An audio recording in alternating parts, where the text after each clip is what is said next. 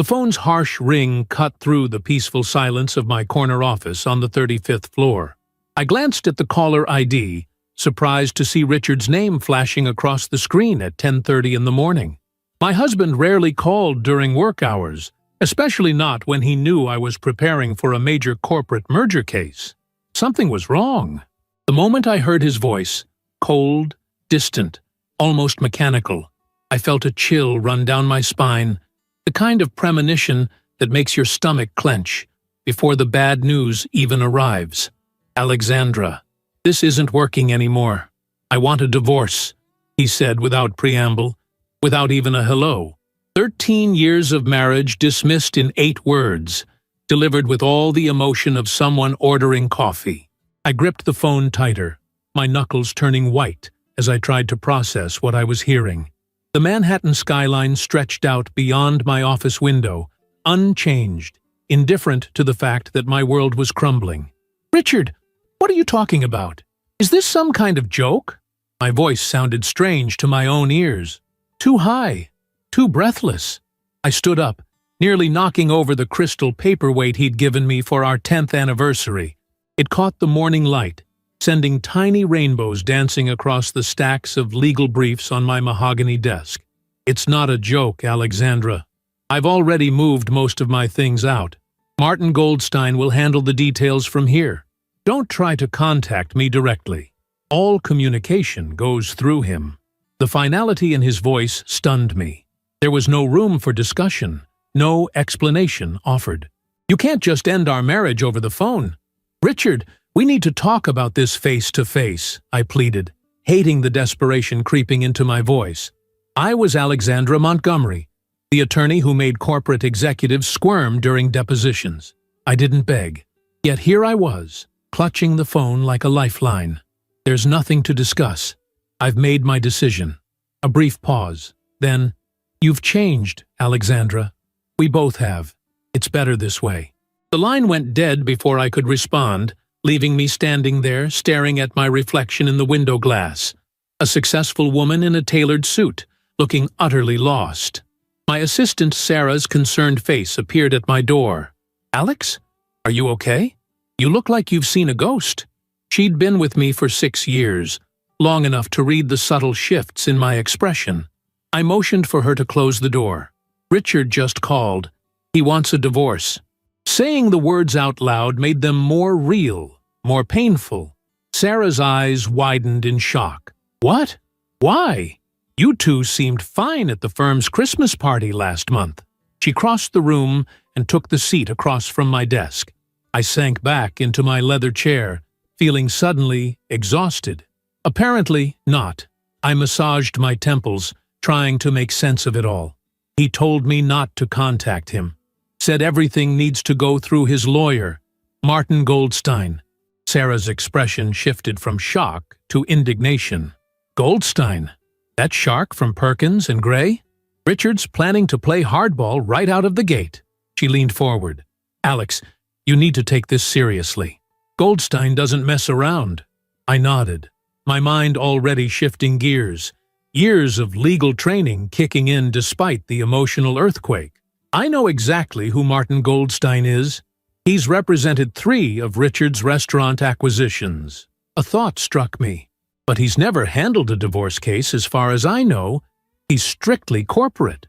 Maybe Richard thinks having a corporate attorney will intimidate you into accepting whatever terms they offer, Sarah suggested, her loyalty evident in the fierce protectiveness of her tone. Perhaps. I opened my laptop, typing quickly. Or maybe Richard doesn't realize that his wife has spent the last decade becoming one of the top contract attorneys in this city. The irony wasn't lost on me. When we first met, I was a 20-year-old receptionist at an advertising agency where Richard's restaurant was a client. He was 31, already successful, confident, and utterly charming. I had been dazzled by him, by the world he introduced me to. I remembered how proud he'd been when I decided to go to law school, how he'd boasted to his friends about his brilliant wife. "My Alexandra is going to be a force to be reckoned with," he'd say, his arm around my waist. Apparently, He hadn't considered what that might mean if we ever ended up on opposite sides. "I'm going to need to clear my calendar for the next few days," I told Sarah, already mentally reorganizing my caseload. "Call Thomas and see if he can take the lead on the Westlake merger. And find out everything you can about Richard's recent activities, business transactions, travel records, anything unusual in the last 6 months." Sarah nodded, already making notes. "What about your meeting with the Clayton Industries board this afternoon?" "Reschedule. Family emergency." The words tasted bitter. "And Sarah?" Not a word about this to anyone in the office yet. After she left, I sat motionless, staring at the framed photo on my desk. Richard and me on our 10th anniversary trip to Bali, both of us smiling on a pristine beach. I tried to reconcile that image with the cold voice on the phone this morning. What had changed? When had it changed? I thought back over the past few months, searching for warning signs I might have missed. There had been subtle shifts. More late nights at the office for both of us, fewer shared meals, conversations that stayed on the surface of our lives rather than delving deeper, but nothing that screamed impending divorce. Richard had seemed more distant lately, yes, but I'd attributed that to stress over the opening of his newest restaurant location. I pulled up our shared calendar on my phone, scrolling back through the last 6 months. Richard's business trips had increased from the usual once a month to nearly every other weekend. There were dinner meetings that ran unusually late, gym sessions at odd hours. Looking at the pattern now, with fresh eyes, it was obvious. The realization hit me like a physical blow. Richard was seeing someone else. The tears came then, hot and unexpected. I hadn't cried in years, not since my father's funeral. I allowed myself exactly 5 minutes, setting the timer on my phone. 5 minutes to feel the hurt, the betrayal, the humiliation. Then I dried my eyes, reapplied my makeup, and did what I'd been trained to do.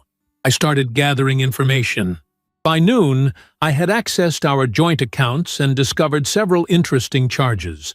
Hotel rooms in the city. Why would he need a hotel when we had a penthouse 15 minutes away?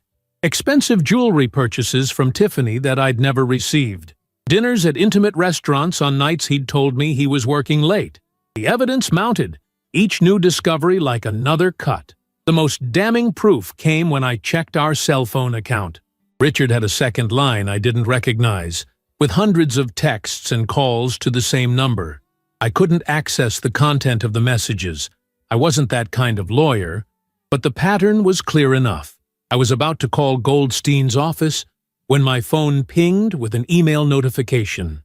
It was from Martin Goldstein himself, requesting a meeting tomorrow afternoon to discuss the terms of your separation agreement. Attached was a document outlining a proposed settlement that made my blood boil. Richard was offering me our city apartment and a modest monthly alimony for 5 years. In exchange, I would relinquish all claims to his business holdings, which constituted the vast majority of our marital assets. It was insulting, not just financially, but personally. After 13 years, after I'd supported him through the early struggles of his business, after I'd helped review every contract for his restaurant expansions, this was what he thought I deserved. I smiled for the first time that day. A dangerous smile that would have warned anyone who knew me well to tread carefully. Richard had forgotten something crucial. Before becoming his wife, I'd signed a prenuptial agreement. An agreement that I, as a naive 20-year-old, hadn't fully understood. But one that I, as a 33-year-old contract attorney now knew, contained a very interesting infidelity clause. I replied to Goldstein's email, accepting the meeting but suggesting his office rather than the neutral location he'd proposed. Then I began my own preparations, starting with a call to our bank to freeze the transfers Richard had initiated that morning from our joint investment account. That evening, I returned to our penthouse for the first time since Richard's call. The space felt different now, emptier, despite the minimal evidence of Richard's departure. His favorite watch was missing from the bedside table, some clothes gone from the closet, his laptop no longer on his desk, But he'd left most of his possessions, confident, perhaps, that he'd be returning for them soon. I walked through each room slowly, seeing our shared life with new eyes. Photos from vacations and celebrations lined the hallway, visual markers of a relationship I thought would last forever. Had he been unhappy all this time? Or was this something new, a midlife crisis wrapped in the fresh excitement of a younger woman? In his home office, I found what I was looking for, a small safe hidden behind a painting, its combination unchanged from the day we'd bought it, the date we met.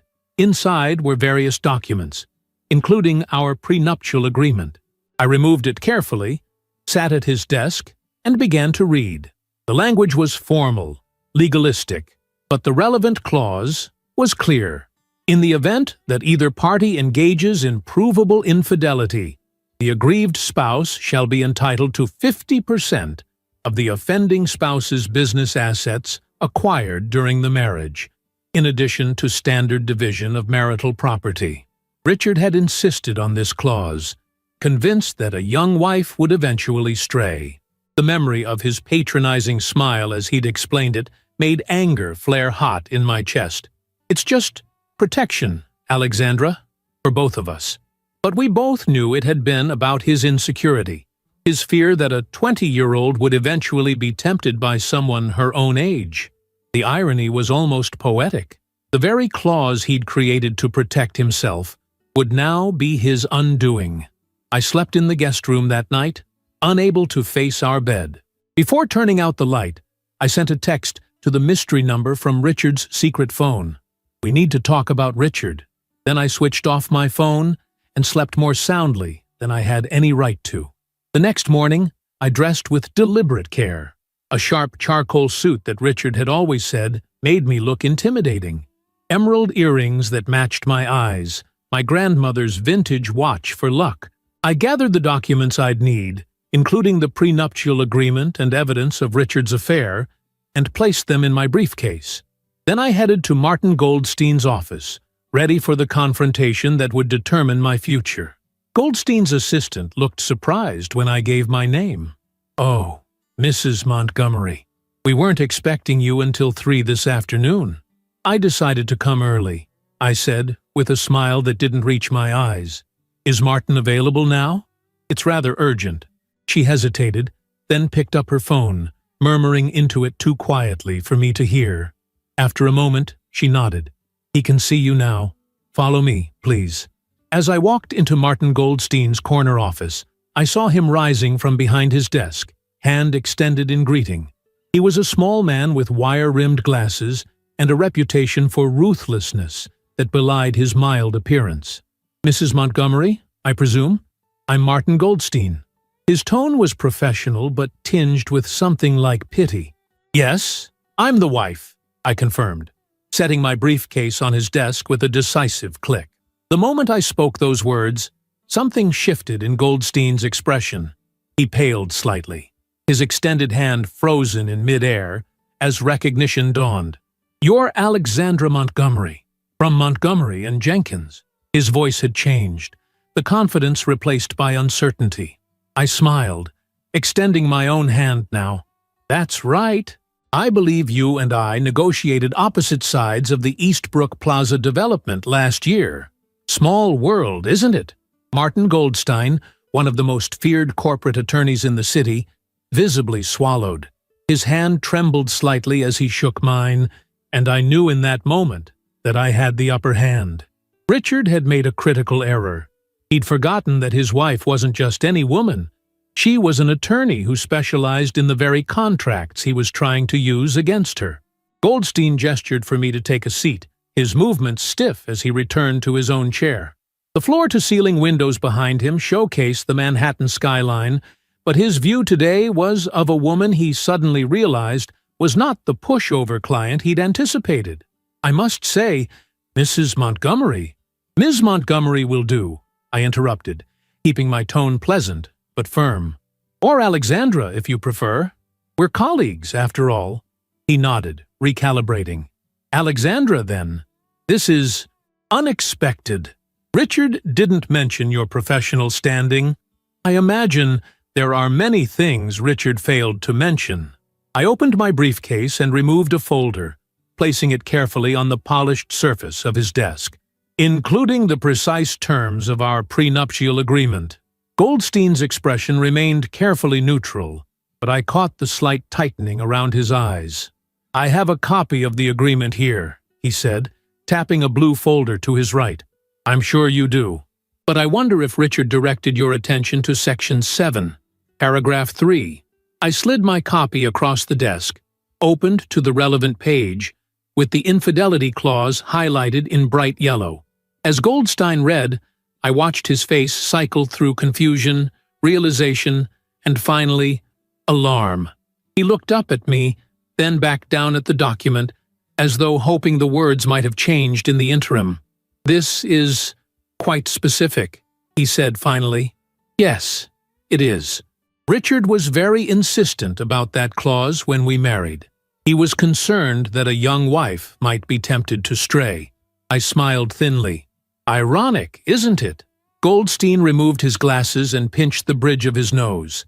"Alexandra, I'm sure we can come to a reasonable arrangement without invoking—" "I've brought evidence," I cut in smoothly, placing a second folder on the desk.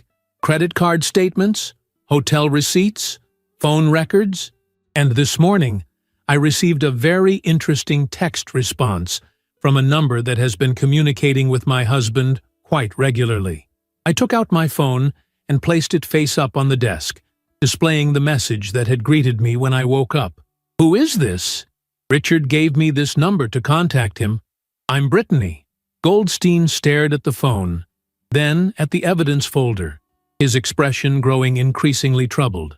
"Perhaps we should reschedule this meeting. I need to consult with my client." "By all means," I said, reclaiming my phone but leaving the folders. "I'll wait." "That's not necessary. I can call you when—" "I'll wait," I repeated, more firmly this time. I settled back in my chair, crossing my legs. "This won't take long." Goldstein hesitated, then nodded curtly and picked up his phone. He turned slightly away from me as he dialed, but I could still hear his side of the conversation. "Richard, we need to talk. Now." A pause. "No, it can't wait." Another pause, longer this time. "Your wife is here." "Yes, in my office." He listened for a moment, his expression darkening. "Richard, did you ever actually read your prenuptial agreement, the one you insisted on?" The response must have been negative, because Goldstein closed his eyes briefly. "There's an infidelity clause, 50% of business assets acquired during marriage." Even from across the desk, I could hear Richard's explosive reaction. Goldstein held the phone away from his ear for a moment before responding, "Yes, she has evidence. Quite a lot of it, from what I can see." Another pause. "That's not how this works, Richard. You can't just—" He frowned. "She's a contracts attorney. Did you know that?" A longer silence. "I see. Well, that complicates things significantly." When he finally hung up, Goldstein looked at me with something approaching respect. "Richard is on his way. He'd like to discuss this privately." I'm sure he would. I reclaimed my evidence folders and returned them to my briefcase. Unfortunately for him, that's not how this works anymore. All communication goes through you, remember? His words, not mine. "Alexandra, be reasonable. 13 years of marriage deserves a conversation at least." 13 years of marriage deserved better than a phone call ending it, I countered, feeling a flash of the hurt I'd suppressed beneath my professional demeanor. Richard made his choice. Now he can live with the consequences. We sat in uncomfortable silence for nearly 20 minutes before Richard burst through the door, his normally perfect appearance slightly disheveled. He stopped short when he saw me, as though surprised to find me actually there. His eyes, the warm brown that had once made my heart race, were cold and wary now. "Alexandra," just my name, flat and emotionless. "Richard." I remained seated, refusing to be rattled by his presence. He turned to Goldstein. "Give us the room." The attorney looked relieved to escape and quickly gathered some papers. "I'll be in the conference room when you're ready." Once we were alone, Richard paced to the window, his back to me. This is low, even for an attorney, using a technicality to try to take half my business. A technicality? I repeated, incredulous. You mean the clause that you insisted on? The one designed to protect you from me? He turned, his expression hard. That was different. How? Because you never imagined I'd be the one enforcing it? I leaned forward. Or because you didn't think I'd find out about Brittany? His eyes widened slightly at the name, confirming what I already knew. How did you? It doesn't matter. What matters is that you broke our contract, Richard. Both the marriage and the legal agreement that came with it. He ran a hand through his silver-streaked dark hair, a gesture so familiar it made my chest ache despite everything. Look, I know this is a shock. I handled it badly, but we can be reasonable about this. Reasonable, I echoed. Like serving divorce papers through your attorney? Or emptying our joint investment account without discussion? That kind of reasonable. I was angry, he admitted, moving to sit in Goldstein's chair. You've been so focused on your career these past few years. Always working late, always distracted. We barely talk anymore. I stared at him, stunned by the hypocrisy. Are you seriously trying to blame me for your affair? It's not that simple. He leaned forward, his expression softening into the charming smile that had once made me weak at the knees. Alex, honey, we've grown apart. These things happen. But we can end this amicably. The settlement offer is generous. Generous? I cut him off, my voice rising despite my efforts to stay calm. 20% of what I'm legally entitled to is not generous, Richard. It's insulting. The prenup was never meant to be used like this, he argued, frustration bleeding into his tone. It was just a formality. Then you shouldn't have insisted on it. I stood, gathering my briefcase. Or you shouldn't have cheated. Either way, we're beyond negotiating directly. As you said, all communication through the attorneys from now on. Richard stood too, his height allowing him to tower over me, an intimidation tactic he'd used in the past when arguments weren't going his way. Don't do this, Alexandra. You'll regret it. I held my ground, looking up at him steadily.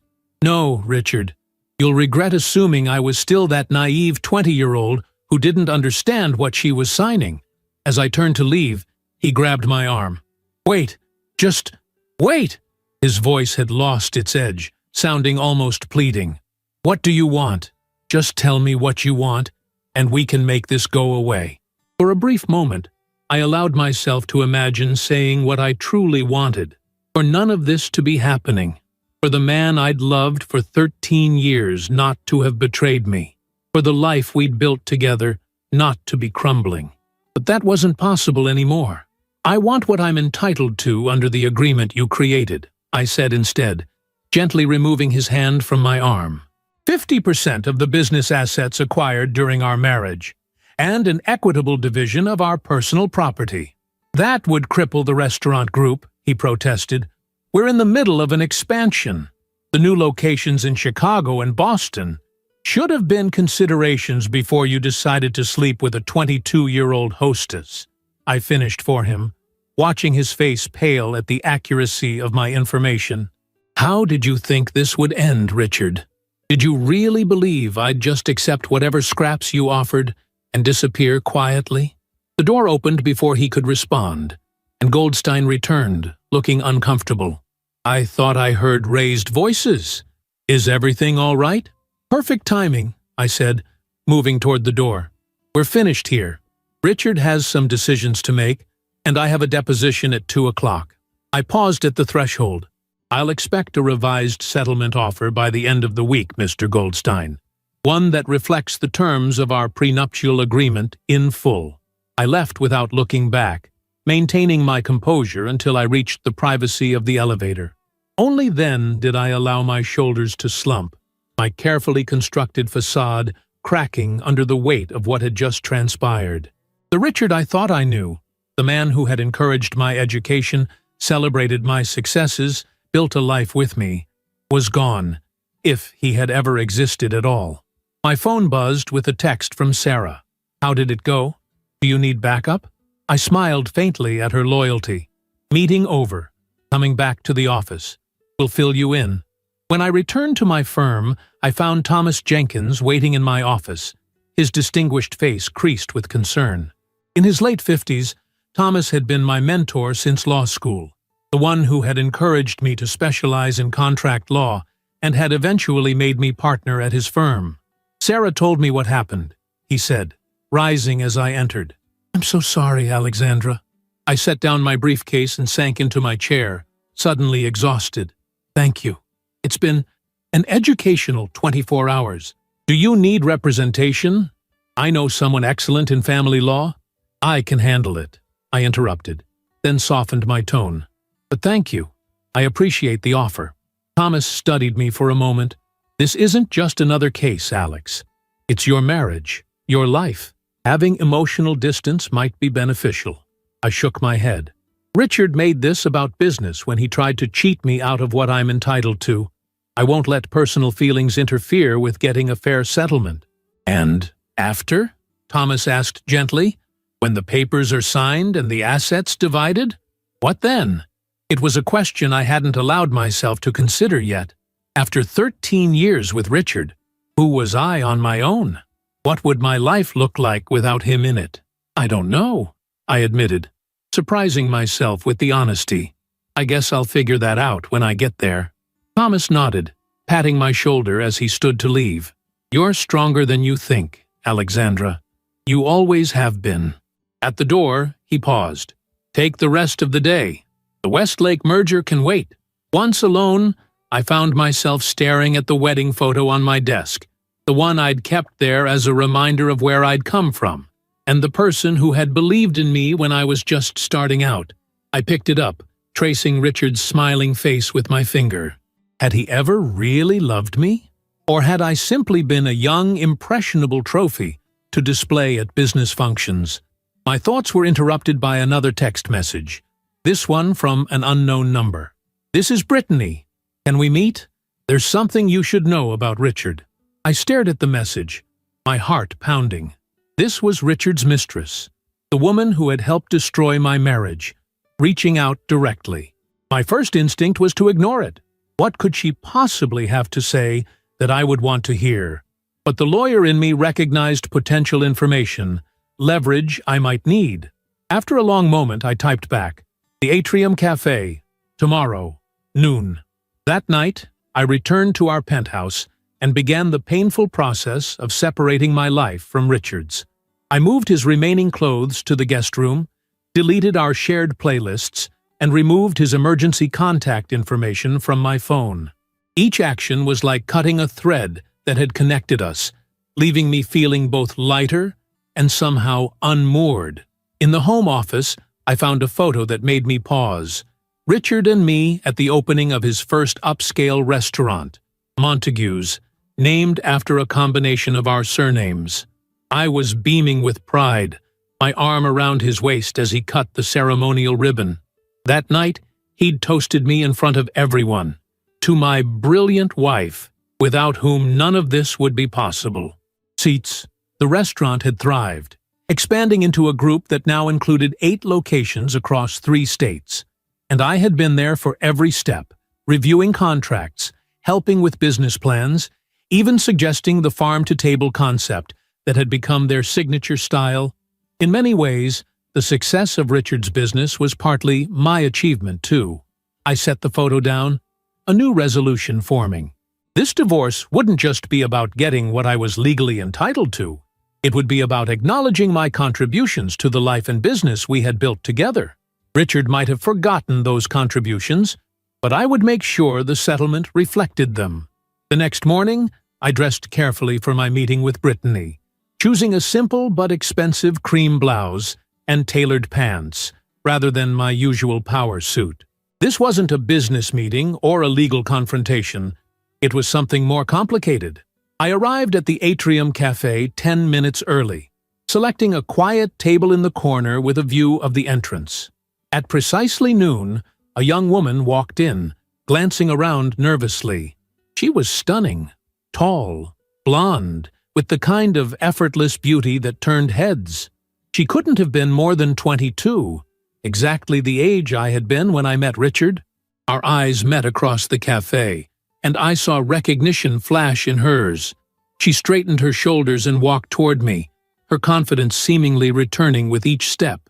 "Alexandra?" she asked, her voice higher and softer than I had imagined. "Brittany," I acknowledged, gesturing to the seat across from me. "Please, sit down." She slid into the chair, fidgeting with the strap of her designer handbag, a recent Prada that I recognized from the collection Richard had bought me for Christmas. The same Christmas, he had apparently been cultivating a relationship with this girl. "Thank you for meeting me," she began, her eyes, a clear, bright blue, meeting mine directly. "I know this must be weird." "That's one word for it," I agreed, keeping my tone neutral. "You said there was something I should know about Richard." Brittany took a deep breath. "He's been lying to you, but he's been lying to me too." She opened her purse and removed a small stack of papers, placing them on the table between us. "He told me you two were already separated, that you had agreed to divorce months ago, but were keeping it quiet for business reasons." I felt a fresh wave of anger at Richard's manipulation, but kept my expression controlled. "When did this start? Between you two?" "6 months ago. I was hostessing at the Boston location during the opening. Richard was there for 2 weeks, overseeing everything." Her cheeks flushed slightly. "He was charming, attentive, made me feel special, said I had potential to move up in the company." The timeline aligned with the changes I'd noticed in Richard's behavior. "And you believed him? About us being separated?" She nodded, looking down at her hands. "He even showed me papers. What he said were preliminary divorce documents you'd both signed." She pushed the stack toward me. "These?" I picked them up, recognizing immediately that they were drafts of business contracts with signature pages from old documents attached. A crude forgery that would never have held up to legal scrutiny, but enough to convince someone who wanted to believe. "He brought me to New York 3 months ago," Brittany continued. "Set me up in an apartment, promised to help advance my modeling career." Her voice hardened slightly.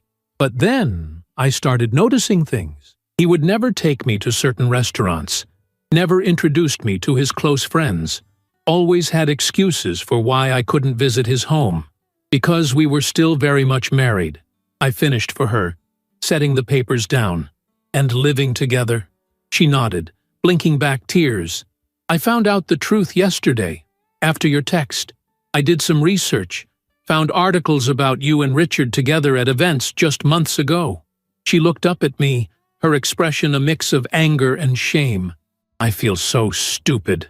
Despite everything, I felt a flicker of sympathy for her. She was young, manipulated by a man twice her age with wealth and power. "You're not the first woman Richard has charmed, and probably not the last. There are others? Besides me?" Her eyes widened in shock. I shook my head. "Not that I know of, but he charmed me the same way once, when I was about your age." Brittany's gaze sharpened with interest. "You were my age when you met him?" 20, I confirmed, signaling to the waiter for coffee. I hadn't planned on having a real conversation with this woman, but something about her directness made me reconsider. I was working as a receptionist at an advertising agency that handled his first restaurant's marketing. Richard was 31, already successful, confident, charming, Brittany finished, with a small, knowing smile. "Like, he's the only person in the room who really sees you." I nodded, surprised by how accurately she'd captured it. "Exactly like that." The waiter arrived with my coffee, and Brittany ordered an iced tea. When he left, she leaned forward. "So, what happened? How did you go from receptionist to—" She gestured vaguely at my designer watch, my tailored clothes, the obvious markers of success. "Richard happened, in part," I admitted. "He encouraged me to go back to school, paid for my undergraduate degree, supported me through law school. He was proud of my accomplishments." I stirred my coffee, watching the dark liquid swirl. "At least, I thought he was."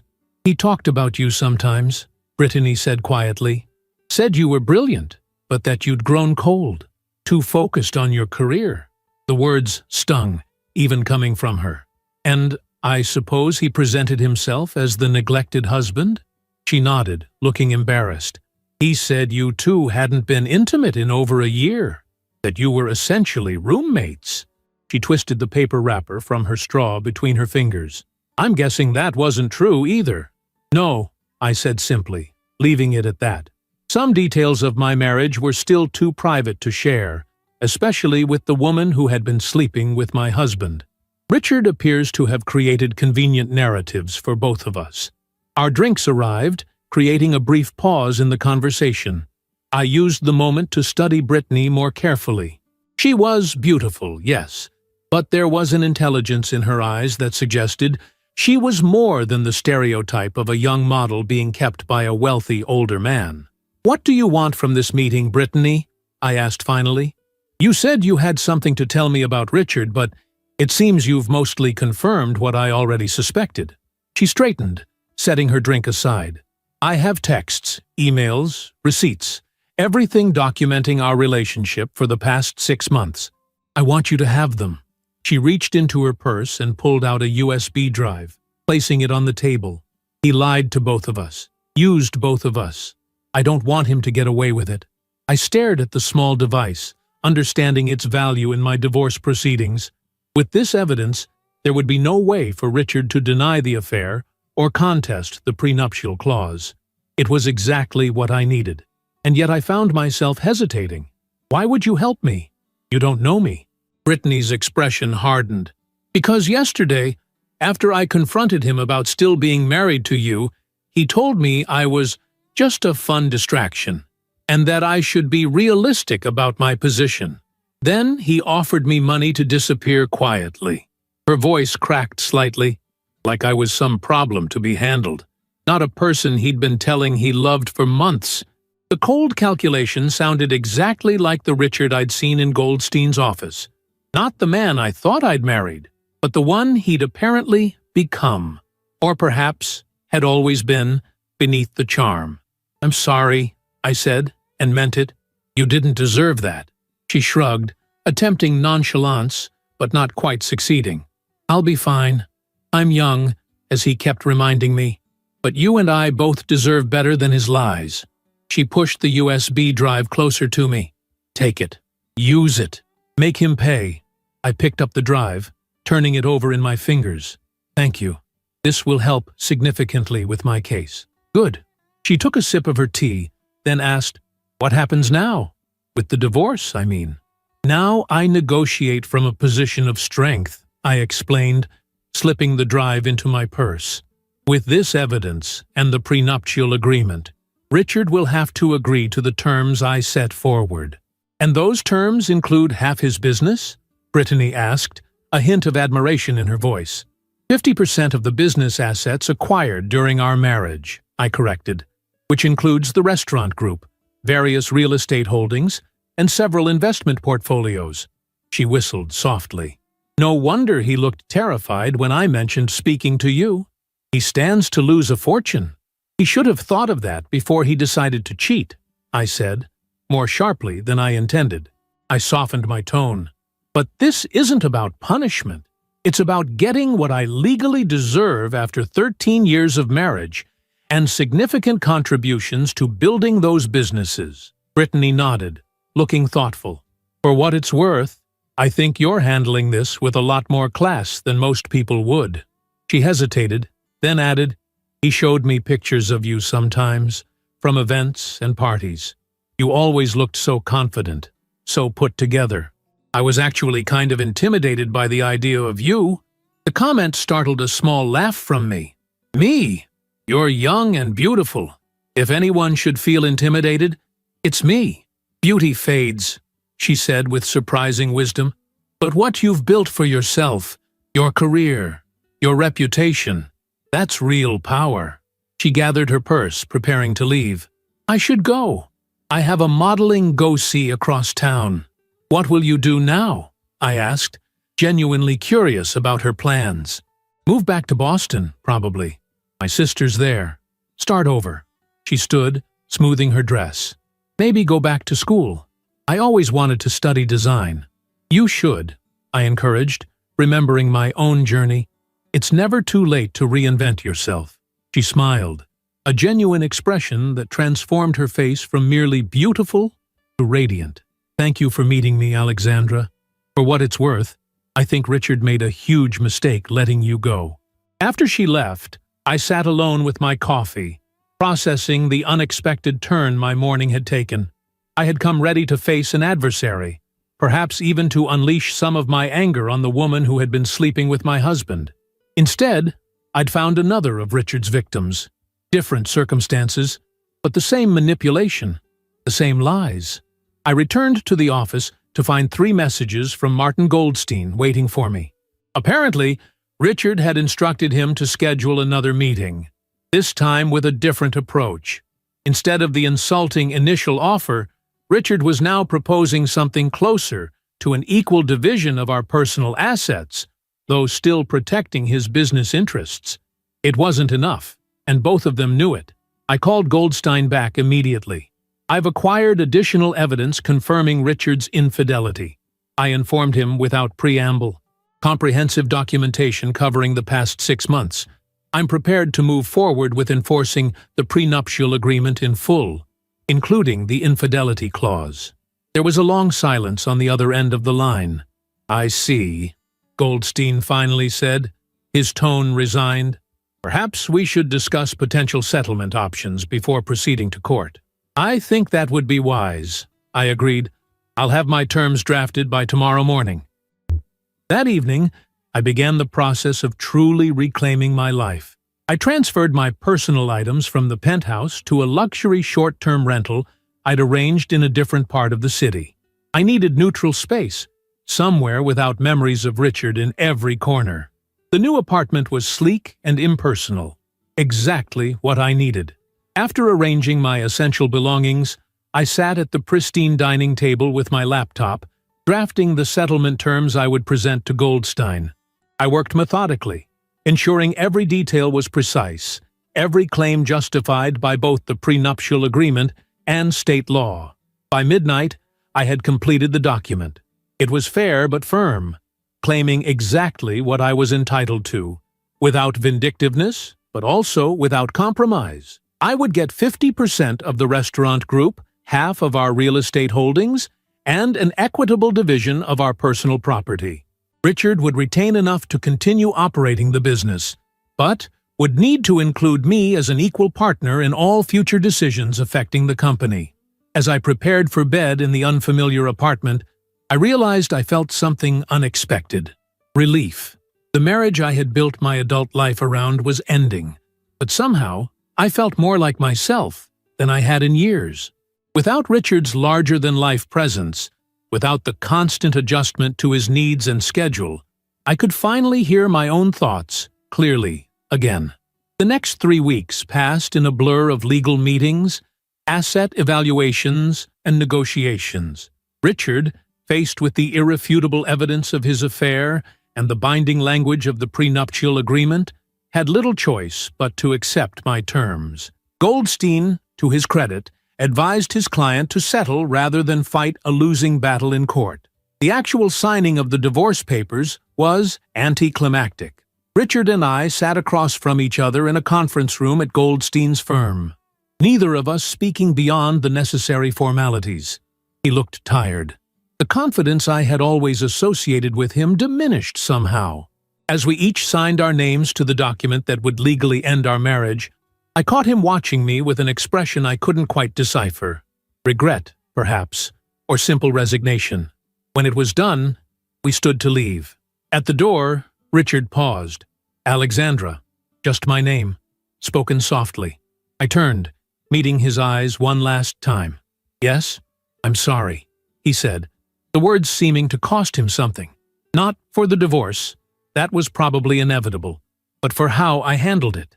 You deserved better. I studied him.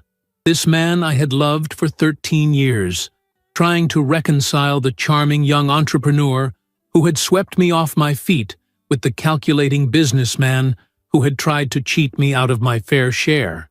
And now this apparently contrite figure before me. Yes, I agreed simply. I did. As I walked out of the building into the bright spring afternoon, I felt as though I was stepping into a new chapter of my life. The divorce had been finalized, the assets divided, the legal battles concluded. Now came the harder part, figuring out who Alexandra Montgomery was on her own.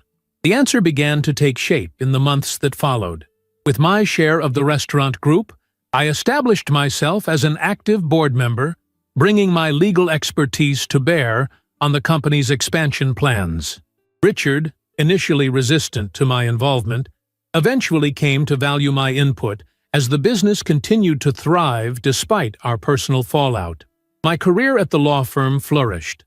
Thomas offered me the opportunity to head a new division specializing in hospitality industry contracts, leveraging my experience with the restaurant business.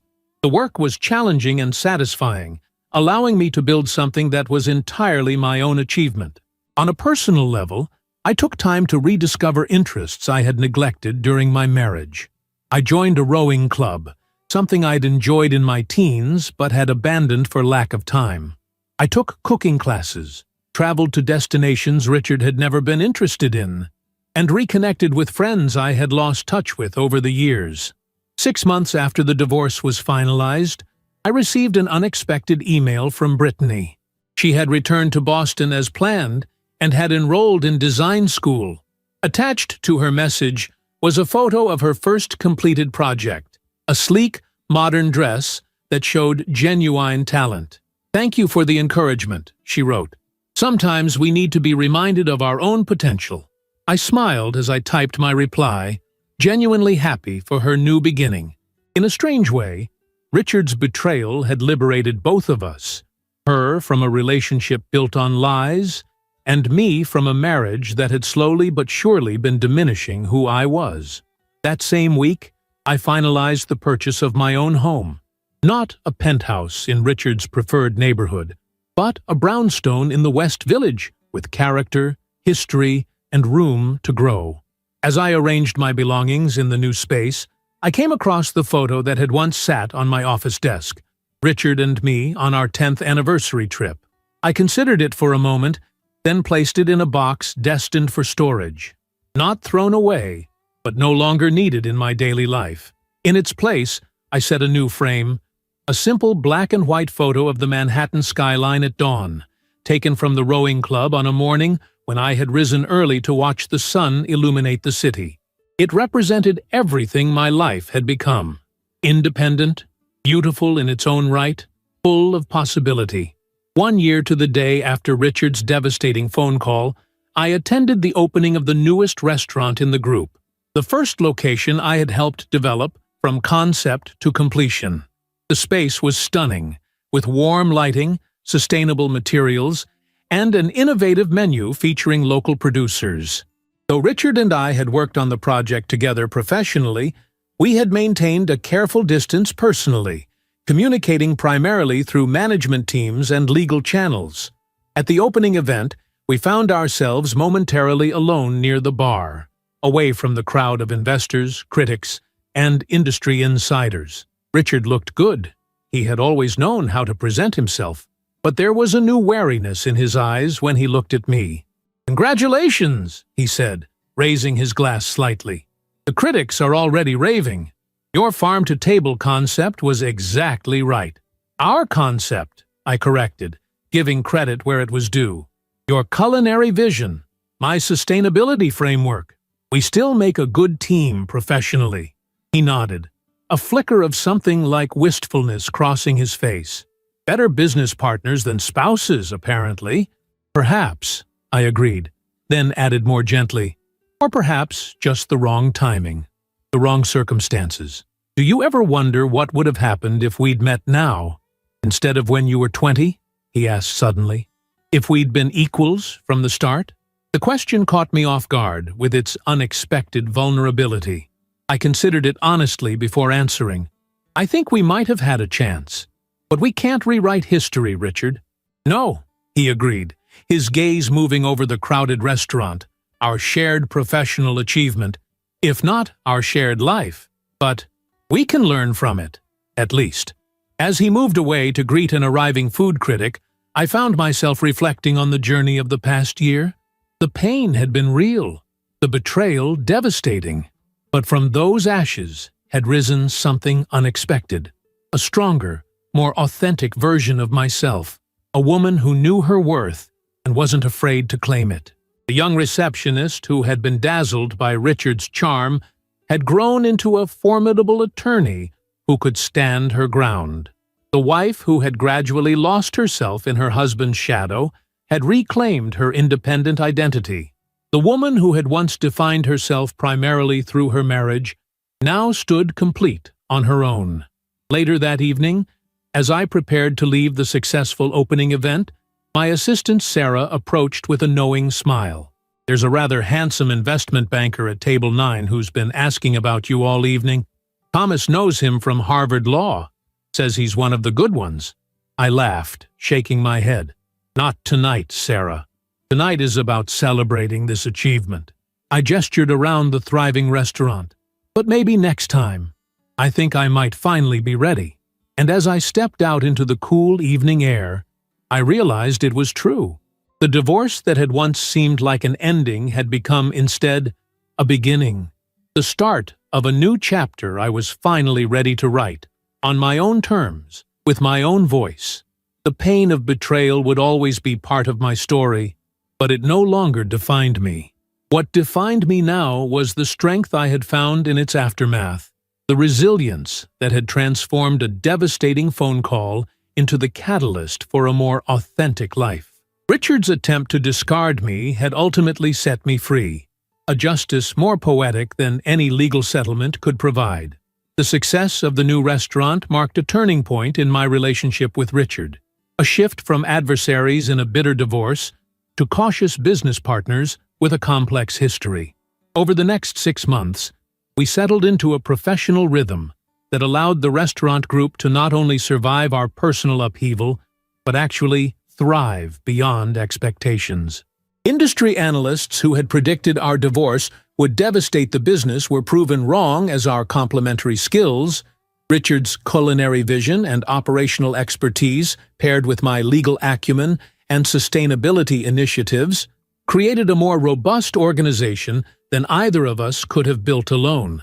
The irony wasn't lost on me. The very clause meant to punish infidelity had inadvertently created a business partnership that was proving remarkably successful. The Montgomery Restaurant Group's stock has climbed 15% since the restructuring, Thomas remarked one afternoon, dropping the Wall Street Journal on my desk as he entered my office. "Apparently, divorce agrees with your business sense." I smiled, skimming the article that highlighted our expanding farm-to-table concept and the group's recent sustainability award. Who would have thought forced partnership would work out so well? Thomas settled into the chair across from my desk, studying me with the perceptive gaze that had made him such a formidable attorney. "And personally, how are you doing with all of this? It can't be easy working alongside him." I considered the question carefully. "It's educational," I finally said. "Seeing Richard in a purely professional context has been revealing. He's brilliant at what he does. I always knew that. But I'm also seeing the limitations I was blind to during our marriage." "Limitations?" Thomas raised an eyebrow. "His resistance to innovation, unless it's his idea. His tendency to charm, rather than collaborate when faced with opposition." I shrugged. Things I used to compensate for automatically as his wife, but now addressed directly as his business partner. "And he's accepting that direct approach?" "He doesn't have much choice," I said with a small smile. "The board supports my initiatives, especially after the success of the Brooklyn location." Thomas chuckled. "Alexandra Montgomery, corporate powerhouse. A far cry from the nervous first-year associate I hired 8 years ago." "I was never nervous," I protested. "You were terrified," he corrected good-naturedly. "But determined. That's why I took a chance on you." He stood, straightening his jacket. "Speaking of taking chances, the firm's anniversary gala is next Friday. You should bring someone." I gave him a pointed look. "Subtle matchmaking doesn't suit you, Thomas." "Who said anything about matchmaking? I'm simply suggesting you might enjoy having company, besides a table of boring old attorneys." He paused at the door. although James Harrington did specifically ask if you would be attending. The antitrust specialist from Harrison and Wade? I tried to sound casual, though the name had caught my attention. I'd met James at a legal conference 3 months earlier and had been impressed by his insightful questions during my panel on contract negotiation. We'd spoken briefly at the reception afterward, a conversation that had left me intrigued but cautious. The very same. Brilliant lawyer, divorced 4 years, no children, marathon runner, and rumor has it, he does pro bono work for environmental causes. Thomas's expression was innocent, but his eyes twinkled. Not that I'm suggesting anything. After he left, I found myself considering the possibility. In the 15 months since my divorce, I had deliberately avoided dating, focusing instead on rebuilding my life independently. There had been a few casual dinners with men Thomas or other friends had introduced me to, but I'd kept everyone at a careful distance, not yet ready to risk emotional involvement. But lately, I'd begun to feel something shifting inside me, a readiness to at least consider opening that door again. Not to replace what I had lost, but to discover what new connections might be possible now that I knew myself more fully. I picked up my phone and scrolled to James's contact information, saved after we'd exchanged business cards at the conference. Before I could overthink it, I typed a simple message. I hear you'll be at the Jenkins and Montgomery Anniversary Gala next Friday. Perhaps we could continue our discussion on antitrust implications in sustainable business practices. His response came less than 5 minutes later. I'd be delighted. I've been following your work with the restaurant group's supplier network. Impressive model for the industry. Save me a dance? I found myself smiling at the subtle blend of professional respect and personal interest. One dance, I texted back, and only if you're prepared to debate the merits of vertical integration while doing so. Challenge accepted, came his swift reply. That evening, as I prepared dinner in my brownstone kitchen, a space I had redesigned to suit my own tastes with high-end appliances and a herb garden in the window, I realized I was humming. The simple act of making plans that were solely for my own enjoyment felt like another small victory in my journey toward rebuilding. My phone rang, interrupting my thoughts.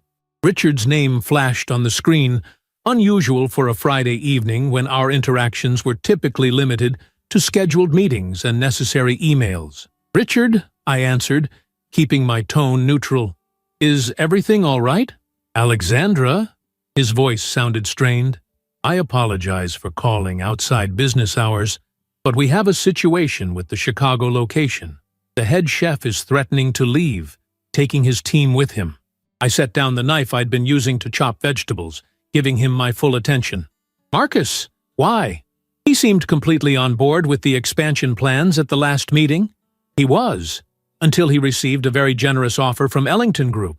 Richard named our largest competitor, a restaurant conglomerate known for aggressive tactics. They're opening a new concept 3 blocks from our location and want Marcus to head it. That's not a coincidence, I said, my legal mind already analyzing the implications. How did they know about our Chicago plans in such detail? We haven't even announced the specific menu concept publicly. Exactly my concern, Richard replied. I think we have a leak, possibly at the board level. The seriousness of the situation was clear. The Chicago expansion was the centerpiece of our growth strategy for the coming year, with millions already invested in the location and concept development. Losing Marcus, with his Michelin star reputation and loyal team, would be a significant blow. I need to fly to Chicago tomorrow, Richard continued. Try to convince Marcus to stay, but I could use your help with this. My help? I repeated, surprised by the request.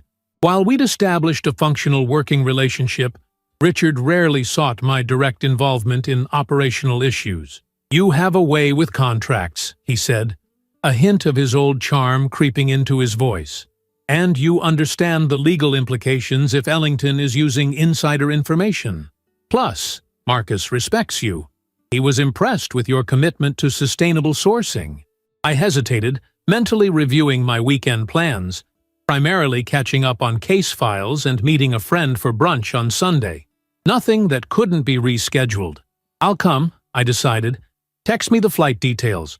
I'll review Marcus's contract tonight and see what leverage we have." "Thank you," Richard said, the relief in his voice palpable. "I've already asked Diane to book you on the same flight. 9 a.m. from LaGuardia." After we hung up, I stood motionless in my kitchen for a moment, processing the unexpected turn of events. A business trip with Richard, our first since the divorce. The prospect was both professionally necessary and personally complicated. The next morning found us sitting side by side in first class, reviewing strategy as the plane prepared for takeoff. Richard was impeccably dressed as always, but I noticed the subtle signs of stress, the slight tension around his eyes, the way he repeatedly checked his watch. "Marcus has another year on his contract," I noted, scanning the document on my tablet. "But these non-compete clauses aren't as robust as they should be. If he's determined to leave, he could challenge them, especially with Ellington's resources behind him." Richard nodded grimly. "That's what I was afraid of. Legal enforcement would take time we don't have. We need to convince him to stay willingly." "What's Ellington offering him?" "According to my source, double his current salary, creative control, and a 5% equity stake in the new venture." I whistled softly. "Aggressive. They really want him. Or they really want to hurt us," Richard countered. "This feels personal, Alexandra." I glanced at him sharply. "Personal how?" He hesitated, then said carefully, "There have been rumors that Harold Ellington has been interested in acquiring our group for years. When the news of our divorce went public, he might have seen it as an opportunity to destabilize us before making an offer. The possibility made strategic sense, though it left a sour taste in my mouth. So our personal failings become business vulnerabilities. Our personal situation," Richard corrected, his eyes meeting mine. "Not necessarily a failing." The comment surprised me, as did the lack of bitterness in his tone. Before I could respond, the flight attendant approached with pre-takeoff drinks, creating a natural break in the conversation. We spent the remainder of the flight discussing potential incentives to keep Marcus, carefully avoiding any further personal observations. By the time we landed in Chicago, we had outlined a comprehensive counteroffer that would match Ellington's financial terms while providing Marcus with unique opportunities our competitor couldn't offer. The Four Seasons Chicago concierge greeted us as Mr. and Mrs. Montgomery when we checked in, a mistake I had encountered several times since the divorce. Usually, I corrected it immediately, but this time Richard spoke first. "2 separate rooms, please. Ms. Montgomery and Mr. Montgomery." His tone was polite but firm, and I felt oddly grateful for his quick clarification. "Of course, sir. My apologies," the concierge responded smoothly. "We have your reservations right here, adjoining suites on the executive floor, as requested." I raised an eyebrow at Richard as we walked toward the elevators. "Adjoining suites?" He had the grace to look slightly embarrassed. "Diane made the arrangements before I could review them. I can request a change if you'd prefer." "It's fine," I said, surprised to find that it actually was. "We're here for business, and it will be convenient for reviewing materials." Our meeting with Marcus was scheduled for 7 that evening, at the restaurant's Chicago location, an elegant space overlooking the river that we had acquired 3 years earlier. As we entered through the back entrance, the familiar sounds and smells of a high-end kitchen in full service brought back memories of countless restaurant openings I had attended at Richard's side during our marriage. Richard placed his hand lightly on my lower back as we navigated through the busy kitchen, an unconscious gesture from our years together. I stiffened slightly, and he immediately removed it, murmuring an apology. The moment was brief, but served as a pointed reminder of the complex history between us. Marcus greeted us in his office, his usual exuberant personality subdued. At 40, with a reputation as one of the most innovative chefs in the Midwest, he had been a significant coup for our restaurant group when Richard had recruited him 2 years earlier. "I assume you know why we're here," Richard began without preamble once we were seated. Marcus nodded, his expression guarded. "Harold Ellington called me personally, made quite an offer." "We've heard the details," I said, keeping my tone conversational rather than accusatory. "It's certainly generous, though I'm curious how Ellington knew so much about our expansion plans for this location." A flicker of discomfort crossed Marcus's face. "I didn't breach any confidentiality, if that's what you're suggesting." "Not at all," I assured him. "But someone did. The timing and specificity of their offer suggest they had inside information, which concerns us on multiple levels." Richard leaned forward. "Marcus, we're not here to guilt you into staying. You're an exceptional chef, and if Ellington's offer represents the opportunity you want, we'll respect that, even as we deal with the contractual implications." Marcus looked surprised at this approach. He had clearly expected a hard sell or legal threats. "But," I continued, "before you make your decision, we'd like to share our vision for your role in the group's future, a vision that includes opportunities we believe Ellington can't match." Over the next hour, Richard and I laid out our counter-offer: a matching salary increase, a larger equity stake in the Chicago location specifically, and, this was Richard's masterstroke, the opportunity to develop a chef's training program bearing Marcus's name, with locations in Chicago, New York, and eventually Los Angeles. "Your own legacy," Richard explained passionately. "Not just restaurants that might change concepts with market trends, but an institution that develops the next generation of culinary talent." I watched Marcus's expression shift as he considered the proposal. "The training program was actually Alexandra's idea," Richard added, surprising me with the acknowledgement.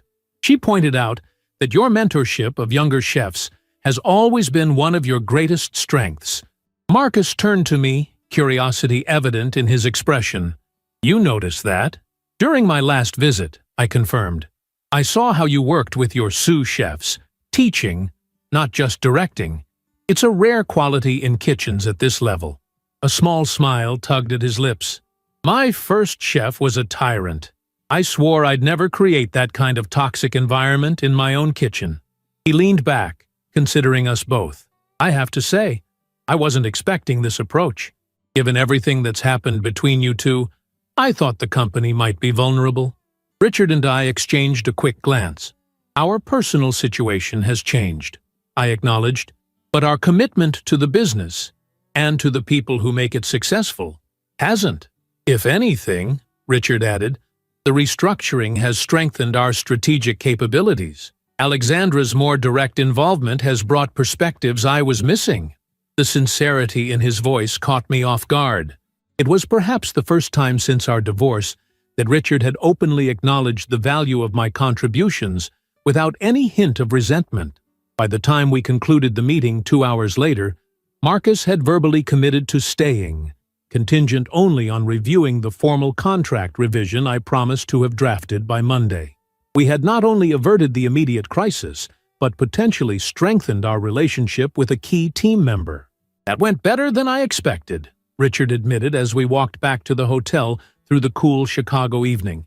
The city lights reflected off the river beside us, creating a peaceful backdrop to what had been an intense day. "The training program was inspired," I said. "You knew exactly what would appeal to his desire for legacy beyond just cooking." "We make a good team," Richard observed quietly. "Professionally speaking." The comment hung between us, loaded with unspoken history. After a moment, I responded with equal care. "We always did work well together. That wasn't our problem." "No," he agreed, his pace slowing slightly. "Our problem was that I forgot to see you, really see you, as you grew into the remarkable woman you've become. I got comfortable with the idea of the young wife I could impress, mentor, show off. When you became my equal, my superior in many ways, I didn't know how to adjust." The unexpected candor left me momentarily speechless. We had never discussed the real reasons behind our marriage's collapse, not even during the divorce proceedings. "That's Surprisingly insightful, I finally managed. Richard smiled ruefully. 15 months of weekly therapy will do that. Another suggestion from Marcus, actually, after he noticed I was micromanaging out of insecurity, as he put it. You've been in therapy? I couldn't hide my surprise. Richard had always dismissed psychological support as unnecessary for people with self-discipline. Since about 2 months after the divorce was finalized, he confirmed, it seemed prudent, given how spectacularly I'd managed to sabotage both my marriage and nearly my business. We had reached the hotel entrance. As the doorman welcomed us, I found myself studying Richard with new eyes, seeing not just the ex-husband who had betrayed me, but a more complex figure attempting his own form of reconstruction. Would you like to get a drink? He asked suddenly. In the hotel bar? Just to continue our discussion about next steps with the Chicago situation. I hesitated, various caution flags rising in my mind. A drink with Richard, in a dimly lit hotel bar, after a day of surprisingly effective collaboration? It felt like dangerous territory. I should review those contract clauses we discussed, I said, the excuse sounding weak even to my own ears. Richard nodded, accepting the deflection gracefully. Of course, it's been a long day. As we rode the elevator in silence, I found myself wondering if I was being unnecessarily cautious or sensibly prudent. The Richard beside me seemed genuinely changed from the man who had coldly ended our marriage over the phone. But trust, once broken, wasn't easily reconstructed, especially not when the stakes included my carefully rebuilt emotional independence. When the elevator reached our floor, Richard stepped out first, then turned to face me. Thank you for coming to Chicago, Alexandra. We wouldn't have kept Marcus without you. It was the right business decision, I said simply. Yes, he agreed. But still, thank you.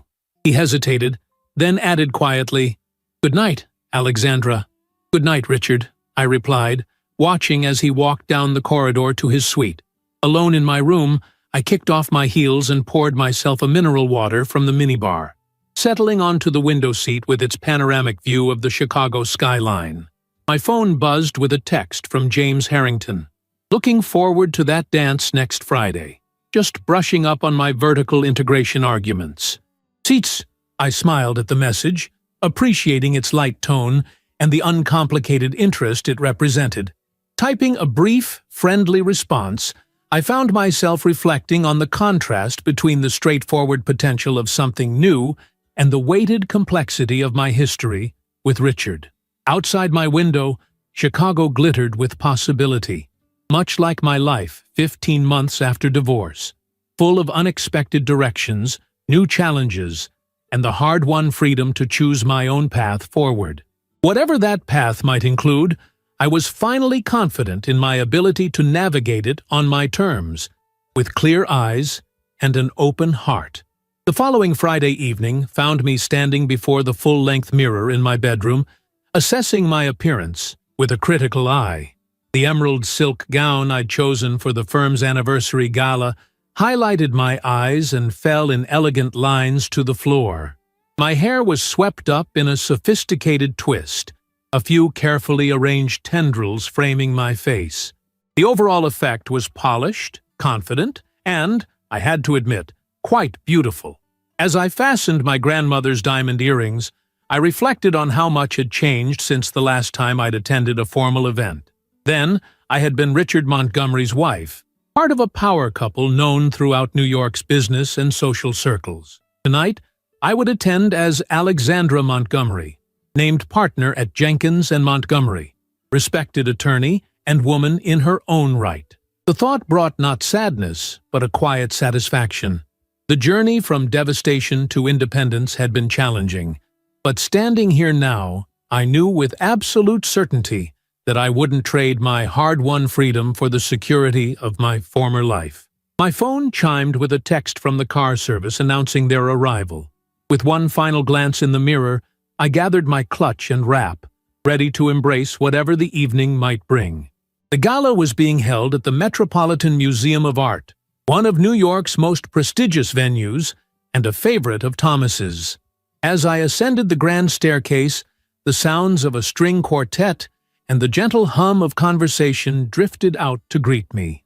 Inside, the great hall had been transformed into an elegant reception space, with soft lighting highlighting the historic architecture and floral arrangements in the firm's colors adorning the tables. "Alexandra!"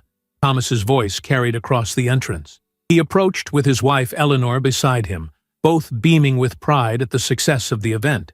"You look absolutely stunning." "Thank you," I smiled, accepting Eleanor's warm hug. "The venue is spectacular, Thomas. You've outdone yourself this year. 30 years deserves something special," he replied, glancing around with satisfaction, though I suspect most of these younger associates are more excited about the open bar than the architectural significance.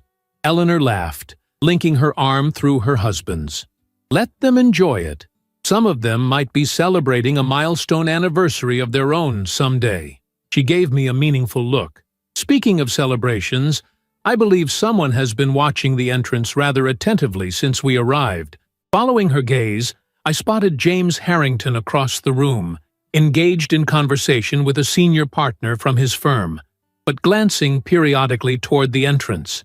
As if sensing my attention, he looked up, our eyes meeting across the crowded space. He smiled, a warm, genuine expression that created an unexpected flutter in my chest. "Go on," Eleanor encouraged with a gentle nudge. "That man has been asking Thomas about you for months. He deserves at least one dance for his persistence." As I made my way across the room, greeting colleagues and clients, I was acutely aware of James tracking my progress. Unlike Richard, who had always commanded attention when we entered a room together, James waited patiently, allowing me to navigate the social currents at my own pace. "Alexandra Montgomery," he said when I finally reached him, his voice carrying a note of appreciation that went beyond mere politeness. "You look absolutely breathtaking." "James," I acknowledged with a smile, "thank you for the compliment, and for your patience. Some things are worth waiting for," he replied simply. Up close, he was even more attractive than I remembered, tall and distinguished with intelligent gray eyes and smile lines that suggested a man who laughed often. "Would you care for a drink? Or perhaps that dance we discussed?" "A dance first, I think," I decided, surprising myself with the directness. "Before the floor gets too crowded." He offered his arm, leading me toward the area where other couples had begun moving to the quartet's rendition of a classic jazz standard. As we took our position, his hand settling respectfully at my waist, I found myself appreciating the comfortable distance he maintained, close enough for the dance, but careful not to presume. "So," he began as we moved in perfect rhythm, "vertical integration in sustainable supply chains, as promised." I laughed, relaxing into the easy grace of our movement together. "I'm impressed you remembered the exact topic." "I remember everything about our conversation at the conference," he admitted, "including your compelling argument against monopolistic supplier contracts in the restaurant industry." "Hardly typical cocktail party conversation," I noted, "which is precisely why it was memorable." His eyes held mine as we turned. "That, and the fact that you demolished Raymond Porter's counter-argument so thoroughly, he actually apologized for wasting your time." The memory made me smile. Porter was a notoriously difficult opposing counsel who rarely conceded any point. He deserved it.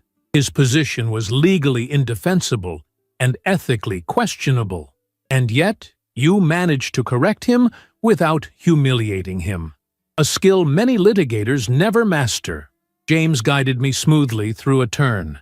"It's one of the things I've admired about your approach since I first observed your work 3 years ago." "You've been following my cases?" I asked, surprised. "The Andrews merger, the Westbrook intellectual property dispute, and most recently, your rather impressive restructuring of the Montgomery Restaurant Group." He named 3 of my most significant professional achievements with casual accuracy. I make it a point to study excellence when I encounter it. The compliment, delivered without flattery but as simple fact, warmed me more than any elaborate praise might have. "And what have you concluded from this study?" I asked, curious about his assessment. "That you're not only brilliant, but principled in an industry where that's increasingly rare." His hand tightened slightly at my waist as he guided me away from another couple. "And that whoever let you go made the greatest mistake of his life." The statement hung between us for a moment, more intimate than our physical proximity. "That's quite a definitive judgment from someone who doesn't know the full story," I said carefully. "Perhaps," James acknowledged, "but I'm an excellent judge of character. It's what makes me good at what I do." Before I could respond, the music transitioned to a new piece, and a familiar voice spoke from beside us. "May I cut in?" Richard stood there, impeccably dressed in a tuxedo, his expression unreadable as he looked between James and me. The unexpectedness of his presence left me momentarily speechless. James recovered first, his hand dropping politely from my waist. "Of course, though the lady may have other ideas." Both men turned to me, waiting for my decision. A dozen questions raced through my mind. What was Richard doing here? How had he known about the gala? Why would he appear now, just as I was beginning to explore something new? "One dance," I said finally, more to Richard than to James. "For business courtesy." James nodded, lifting my hand briefly to his lips in a gesture that managed to be both old-fashioned and genuinely charming. "I'll get us those drinks. Find me when you're ready." As he walked away, Richard took his place, keeping a more formal distance between us than James had. "I'm sorry for the interruption," he said, as we began to move to the music. "That wasn't my intention." "What was your intention, Richard?" I asked directly. "This is my firm's anniversary gala. You weren't invited." "Actually, I was." He nodded toward the far side of the room, where the chairman of our biggest corporate client stood chatting with Thomas. "Robert Chandler asked me to accompany him. I didn't realize you would be here until we arrived." The explanation was plausible.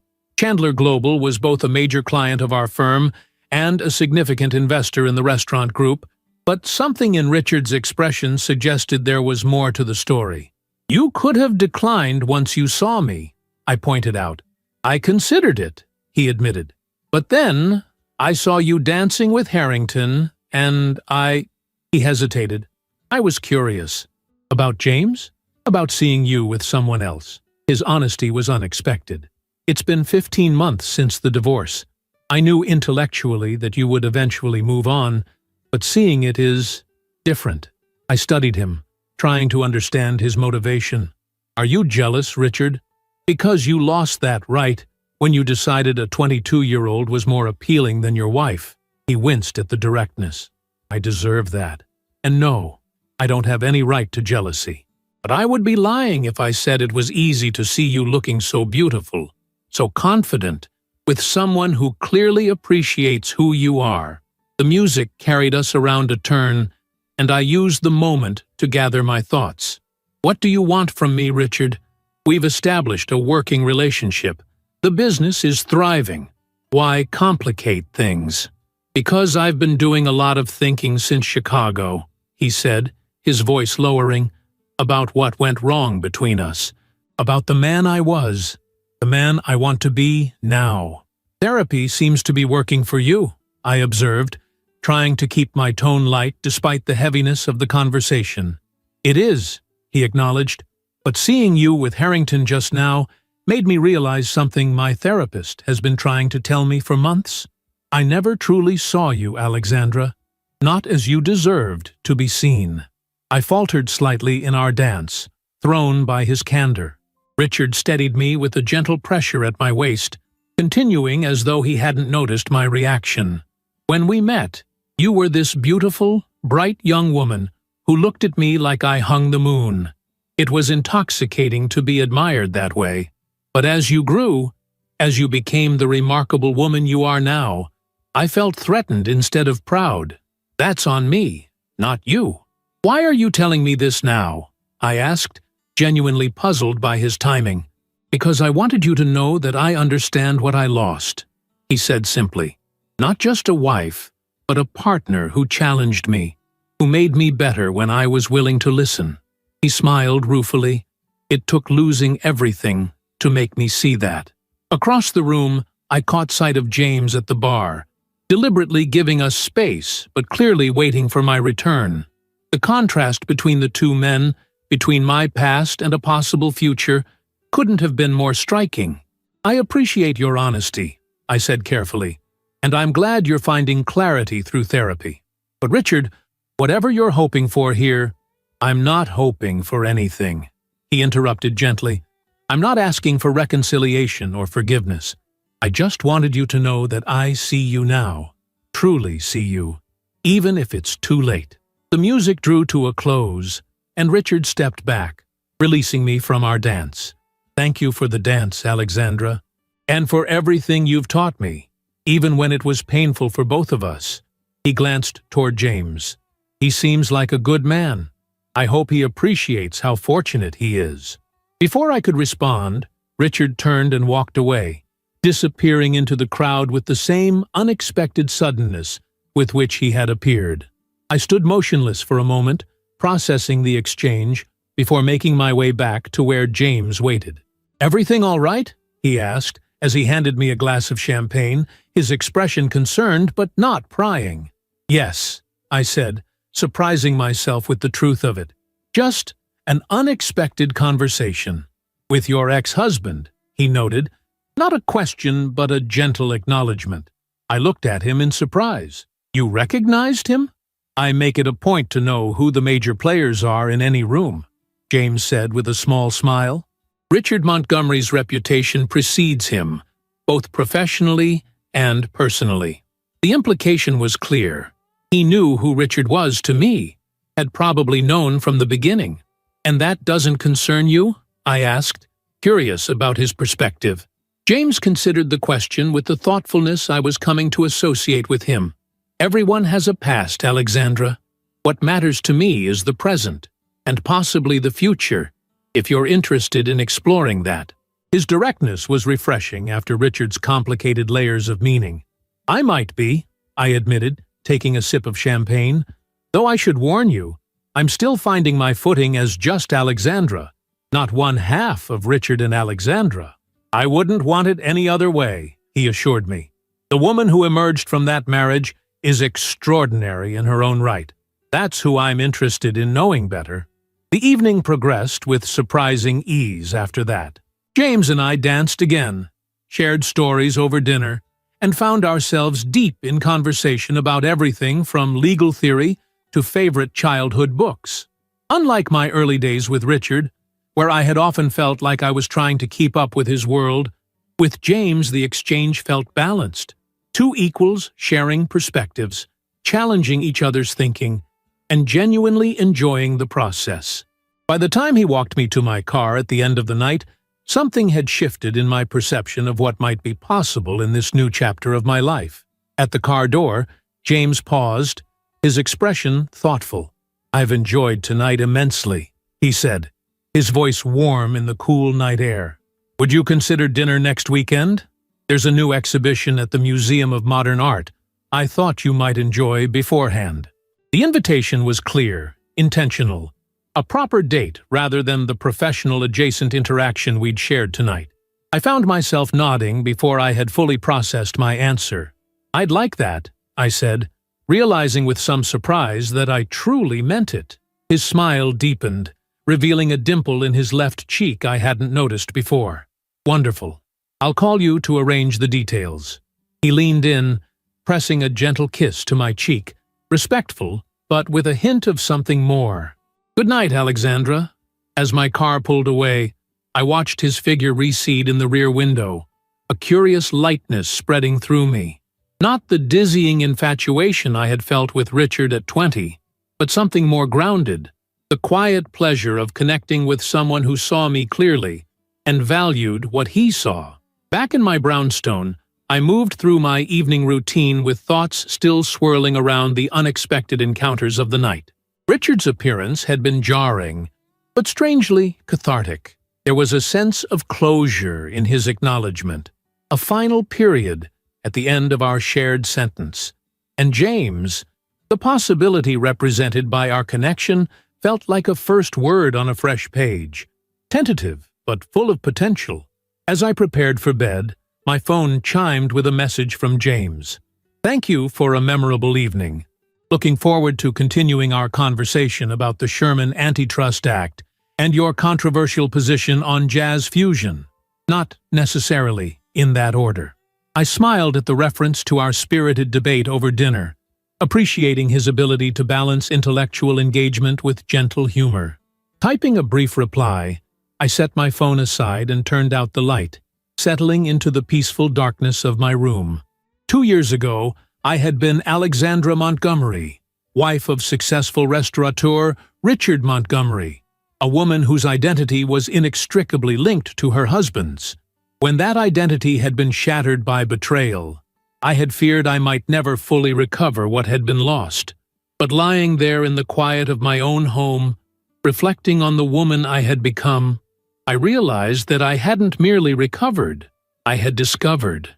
Discovered strengths I hadn't known I possessed, ambitions that were uniquely mine, and a capacity for resilience that had transformed pain into growth. The divorce that had once seemed like an ending had instead become a doorway to a life more authentically mine than any I had imagined possible. Richard's cruel phone call, intended to dismiss me from his life, had inadvertently set me free to create something far more valuable. A life built on my own terms, governed by my own choices, and open to possibilities I was only beginning to explore. The irony wasn't lost on me as I drifted toward sleep. The prenuptial agreement Richard had insisted upon to protect himself from a young wife's potential betrayal had become the instrument of justice when he was the one who strayed.